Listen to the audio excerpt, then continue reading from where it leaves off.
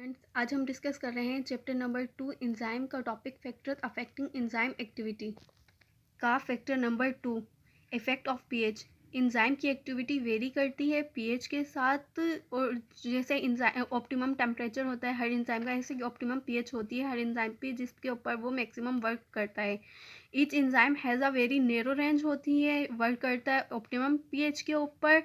is the pH has marked effect on the charges of amino acid chains, side chains which form tertiary and quaternary structure of protein enzyme।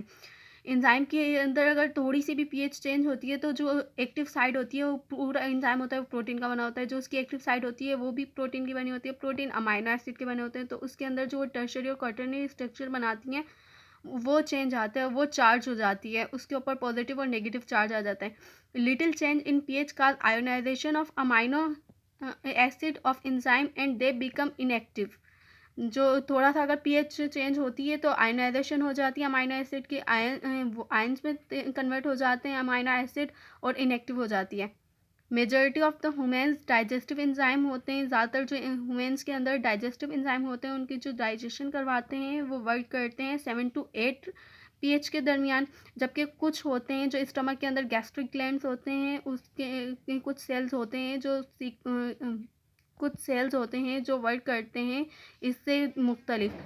जैसे digestive enzyme की 7 to 8 होती है, बल्कि जो हमारे stomach के अंदर जो गैस्ट्रिक सेल्स होते हैं वो उनकी डिफरेंट पीएच होती है। जैसे पेप्सिन इन्होंने एग्जांपल दिया हुआ है, पेप्सिन वर्क करता है हाईली एसिडिक कंडीशन के अंदर, उसकी ऑप्टिमम पीएच होती है 1.4 होती है, पर इसकी जो रेंज होती है 1.5 से लेकर 2.5 तक होती है। On the other side amylase is the enzyme होता है, रिलीज होता है फ्रॉम पेनक्रियाज से, वर्क एट हाईली अल्कलाइन और बेसिक नेचर होती है इसकी, बेसिक कंडीशन में ये वर्क करता है। इसकी पीएच कंसंट्रेशन, थर्ड फैक्टर हमारे पास आता है एंजाइम कंसंट्रेशन। एंजाइम की एक्टिविटी डिपेंड करती है अवेलेबिलिटी ऑफ सबस्ट्रेट, कि हमारे पास कितने सबस्ट्रेट अवेलेबल हैं, और एंजाइम के मॉलिक्यूल के पास ये हमारे पास कितने एंजाइम के मॉलिक्यूल्स हैं।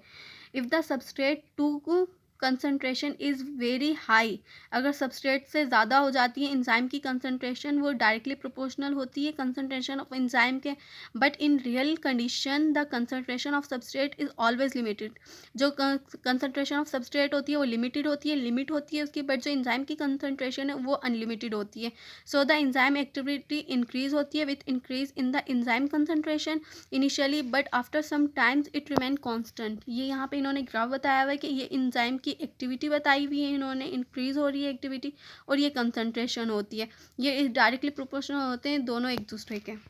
आता है substrate concentration, the rate of reaction increase with an increase in the concentration of a substrate in a condition where enzyme concentration remain constant. अगर एंजाइम की कंसंट्रेशन कांस्टेंट रहती है तो रेट ऑफ रिएक्शन इंक्रीज होता है concentration के, substrate की concentration के इंक्रीज करने से। दिस इंक्रीज रिमेन कंटिन्यू, ये तब तक रहता है जब तक अवेलेबल एंजाइम होते हैं वो सेचुरेटेड नहीं हो जाते सबस्ट्रेट के साथ।